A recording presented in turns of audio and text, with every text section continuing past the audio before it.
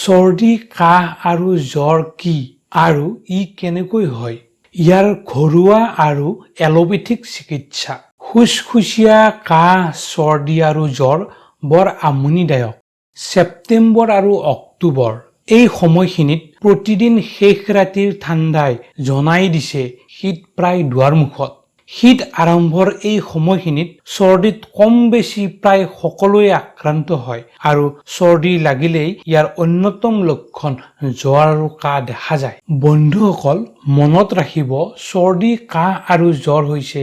কিছুমান বেমাৰৰ লক্ষণ সাধাৰণতে ঋতু পৰিৱৰ্তনৰ লগে লগে এই লক্ষণবোৰ দেখা যায় সাধাৰণতে ভাইৰেল ইনফেকচনৰ বাবে এই লক্ষণবোৰ হোৱা দেখা যায় বহু সময় দেখা যায় জ্বৰ ভাল হলেও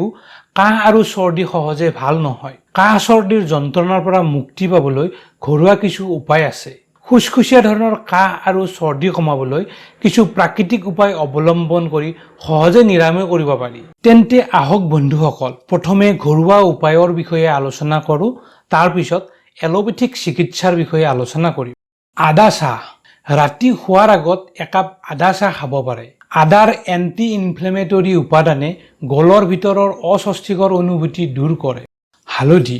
আধা কাপ পানীত 2 চামুচ হালধিৰ গুড়া আৰু 1 চামুচ জলকীয়াৰ গুড়া দিয়ক ইয়াত এটা লং দি 2-3 মিনিট বইল কৰক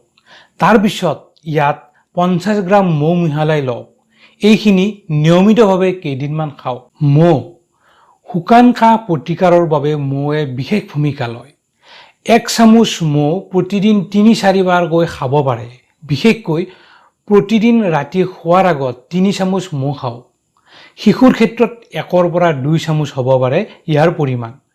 মৌত থকা এন্টিঅক্সিডেন্ট আৰু এন্টি মাইক্ৰোবায়েল উপাদানে কাহ প্ৰতিৰোধ কৰাত সহায় কৰে নহৰু বহুত গৱেষণাৰ পৰা গম পোৱা গৈছে যে নহৰু কাহৰ কাৰণে বেছ কাৰ্যকৰী 5 কোষ নহৰু অলপ পিছি লৈ 1 চামুচ ঘিৰ লগত ভাজি লওক কুহুমীয়া অৱস্থাত ইয়াক খাওক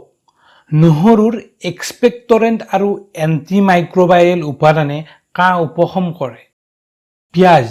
খুসখুসিয়া কাহ দূৰ কৰিবলৈ পিয়াজ বেছ কাৰ্যকৰ আধা চামুচ পিয়াজৰ ৰস 1 চামুচ মৌৰ লগত মিহলাই লওক মিশ্ৰণটি দিনে দুবাৰকৈ খাওক এলোপেথিক চিকিৎসা ডাৰ্ট টেবলেট দিনে 2টাকৈ বা প্ৰয়োজন সাপেক্ষে 3টাকৈ 3 দিন খাওক নতুবা অনচেট চিএফ টেবলেট দিনে 2টাকৈ বা প্ৰয়োজন সাপেক্ষে 3টাকৈ 3 দিন খাওক বন্ধুসকল স্বাস্থ্য বিষয়ৰ নতুন নতুন আপডেট পাবলৈ আৰু সহজ ভাষাত জানিবলৈ এতিয়াই আপুনি এই চেনেলটো সাবস্ক্ৰাইব কৰক আৰু এই ইনফৰমেশন বিলাক যাতে সকলোৱে পায় তাৰ বাবে এতিয়াই ভিডিওটো ফেসবুক আৰু হোৱাটছএপত শেয়াৰ কৰক আৰু ভিডিওটোৰ বিষয়ে কিবা মতামত থাকিলে আপুনি কমেন্ট কৰক ধন্যবাদ জয় হিন্দ